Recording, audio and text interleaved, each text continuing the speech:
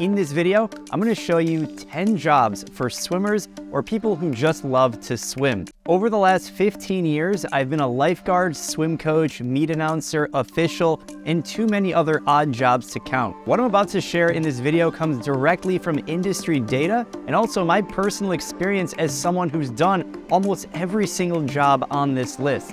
Keep in mind the salaries that I share are for the United States, and I know that these rates are going to fluctuate a lot by country and experience. Every job has pros and cons, so don't hate, just let me know what you guys think down below in the comments. Let's get into it. First up is lifeguard. You've seen them at the pool, beach, water park. Their job is literally to guard your life. David Hasselhoff to the rescue. Even if you haven't seen Baywatch, you know that a lifeguard needs to rescue swimmers who are drowning, sick, in distress. They clean the pool deck, deal with the biohazards, all of that fun stuff. If you want to be a lifeguard, you have to take a lifeguard training certification course, which is going to take you anywhere from 25 to 40 hours, and it's going to cost anywhere between $200 and $500. You'll get certified in life-saving and CPR, and you have to pass a swim test, which for an experienced swimmer is actually pretty easy. You have to swim something like 300 meters in less than 10 minutes. Now, most places, you can actually start as a lifeguard at 15 or 16 years old, and some places you'll need to be 18. When I started lifeguarding in 2008, I made $7.40 per hour. Then I got promoted the next year to $7.59 per hour. Today, most lifeguard jobs pay between $13 and $15 per hour, and some pools will even start at $17 per hour or more. Last year, 20 Los Angeles County lifeguards earned between $300,000 and $510,000. Another 98 lifeguards earned at least $200,000. In 2021, Daniel Douglas was the highest paid lifeguard, earning $510,283. That came from $150,000 in salary, $28,000 in perks, $85,000 in benefits, and $246,000 in overtime pay. Now, I know that sounds like a lot, and that's because this is the real deal. Serious life-saving, training, and it's pretty admirable to see what these men and women are doing, and that's why the top earners make out pretty well. Job number 2 is swim coach. Swim coaches help people get better at swimming. They write workouts, structured lessons, teach drills, and they teach technique. Now, swim coaches instill motivation and confidence and help you reach your goals. I've coached over 5,000 workouts in my career, and I absolutely love it. Most swim coaches work for a team, club, or organization, and a majority of swim coaches are teaching kids age 8 to 18. Some coaches, like myself, have ventured into coaching adults and triathletes.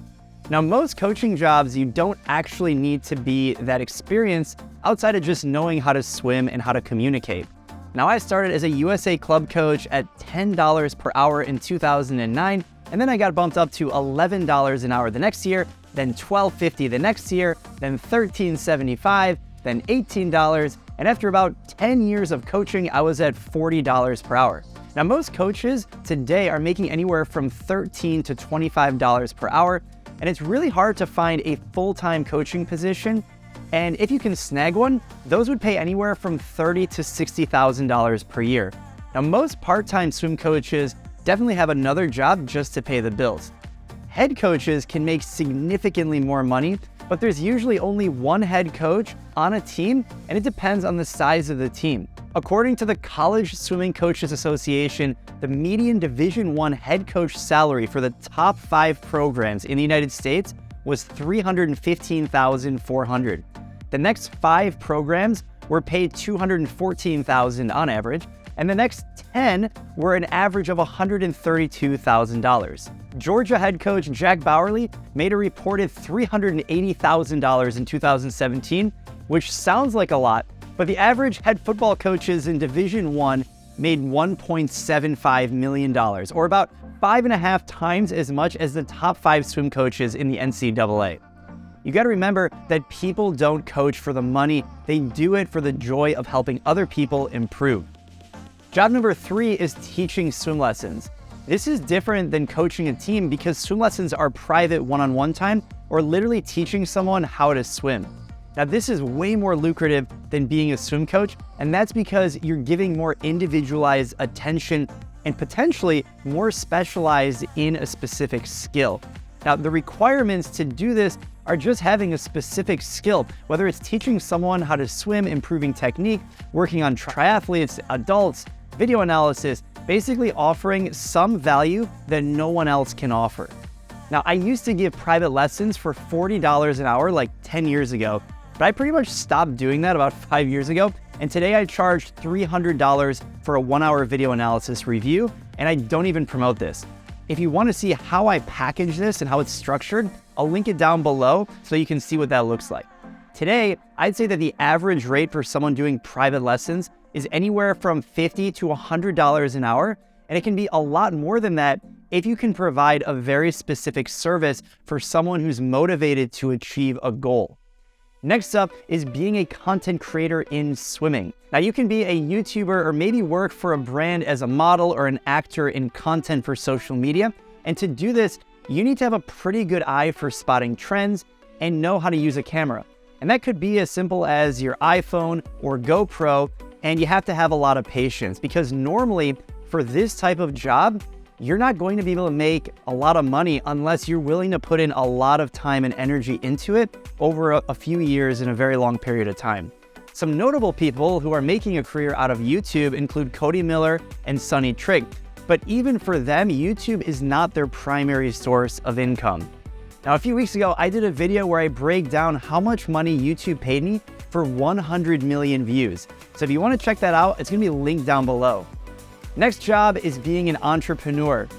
Now, if you want to take the creator approach one step further, well, that's starting your own business targeted towards swimmers. And this is pretty much what I did. I started MySwimPro in 2015 with my 2 co-founders to help people improve their performance and health through swimming. We make the top fitness app for swimmers in the world with about 2 million downloads. It was named App of the Year for the Apple Watch by Apple. And we have an awesome remote team, hosts amazing retreats all over the world, and I'm loving every single minute of it. If you want to check it out, you can download it in the App Store for iPhone and Android, and it'll be linked down below in the description. And while you're down there, make sure you're subscribed because on this channel, I help entrepreneurs turn their ideas into reality. Now, I know plenty of people who have built businesses to serve swimmers, and some have done really well, and others have completely flopped. Now, if you want to make a living serving swimmers, I recommend find a specific problem that a group of swimmers have and then build a solution just for them. I know it's easier said than done, but you have to get started and see what happens. Next up is Aquatics Director. An Aquatics Director is someone who basically is in charge of a pool. They manage the day-to-day operations of a pool or aquatic facility, and that means maintenance, programming, hosting events like competitions, swim lessons, swim teams, managing lifeguards, and everything else that goes into a management position. I have not personally been an Aquatics Director, but I've worked with many dozens over the years, and I will say it's a pretty time-intensive and all-encompassing role, meaning you're pretty much on call 24/7. And in terms of required experience, most of the people that I know who are in this role work their way up. So you start as a lifeguard, then you become a senior lifeguard, and then an assistant aquatics director, and then you take over as aquatics director after a certain number of years. Some facilities will actually take prior coaching and management experience over hiring from within the organization. So it really depends case by case. The salary for an aquatics director in Michigan ranges from $42,495 to $54,696. Some roles will be higher, lower, but from what I've seen and what I've heard, that sounds about right. In the United States, there are 10.7 million swimming pools. 10.4 of those are residential, and there are 309,000 public swimming pools. Those pools need to be designed, built, sold, and cleaned. There's so many jobs that go into the pool industry, it's ridiculous. The average pool sales rep in Michigan makes $69,072 per year. Like any sales job, if you're a top performer, you can make 2 or 3 times that much. A pool cleaner makes an average of $15 per hour, and a pool technician will make on average $19 per hour. Like I said, there's so many different pool-related jobs, you can do almost anything that fits into that industry. Next one is a fun one, and that would be aquatic performer or dolphin trainer. I actually have some friends who have worked in this field, and these are people that are actually performing in and around the water. So imagine performances that you see at SeaWorld or even the dolphin trainers you see at the zoo or the aquarium. These folks spend a lot of time in the water, and you have to be pretty good at swimming to make it happen. I wonder what the swim test is in the job interview. Let me know what you think down below in the comments. Anyway, a dolphin trainer on average will make $67,431 per year, and that comes with a base pay of $50,000 with additional bonuses. Now, there aren't that many people who do this because it's extremely specialized, but you have to have a talent, and if you do, you can expect to make a lot more for those specialty shows and performances. The next category I'm calling swimming operations. Basically all the jobs that could happen in and around the world of swimming. So for example, you could work for a swimming organization like USA Swimming or US Masters Swimming or my company, MySwimPro. We have software engineers and marketers who, even though they don't technically have to go and swim for their job, although we do like that, they work directly in the world of swimming. Other jobs include journalist, meet announcer, swim meet official, photographer, sports agent, and I've actually been a swim meet announcer and I've commentated on college dual meets and conference championships. From what I've been paid and what I've seen other people get paid in the market, this job will pay anywhere from $25 to $50 per hour. I've also been a swim meet official for both summer league and high school swim meets, and depending on the league that you're officiating, your pay can range from literally nothing to a pretty decent amount. In summer league and high school swim meets, an official will make anywhere from $50 to $100 per hour. And it's normally a one-time fee, so you make like $150 for a swim meet that if you run it efficiently, is only gonna run 90 minutes. Now in the USA swimming circuit, on a local level at least, officials don't even get paid. That's right, they're literally volunteering their time. Maybe that's why they're DQing you. On a national level, all kidding aside, most local swimming committees will offer a modest compensation, but you shouldn't really expect to pay the bills by being a swim meet official, and most of the folks who do it just love spending time on the pool deck. Finally, if you want to make the big bucks, you just need to be a professional swimmer. Well, not exactly. Most professional swimmers do at least one or more of the things that I just mentioned just to make ends meet. So unlike other sports like basketball or football, professional swimmers are not making millions of dollars, and that's because there isn't that much attention on their individual performances, and brands aren't willing to spend as much money on them.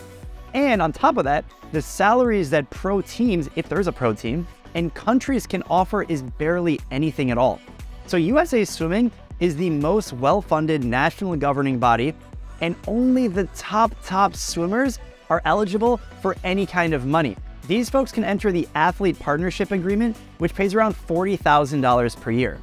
But in order to enter this agreement, you have to be ranked the top 16 in the world in an Olympic event and the top 6 in the United States. On top of that, the contract is only good for 1 year. So if you have a bad season, you're pretty much out of luck. The average Olympic swimmer is making less than 1% of the average football or basketball player.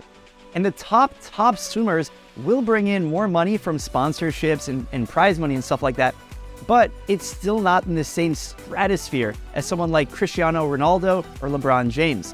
For example, in 2020, Caleb Dressel earned the most prize money of all the athletes in the International Swim League, totaling $291,788. Even the highest paid swimmer of all time, Michael Phelps, has earned an estimated $50 to $100 million over the last 20 years. And to think that's just one season of playing football for Cristiano Ronaldo. What do you guys think about that? Let me know what you think down below in the comments. Let me know what swimming jobs you've had, how much you've made, and what other questions you might have. Also, let me know if you think I missed any job opportunities. If you want to see how much YouTube paid me for 100 million views, make sure you check out this video, and happy swimming.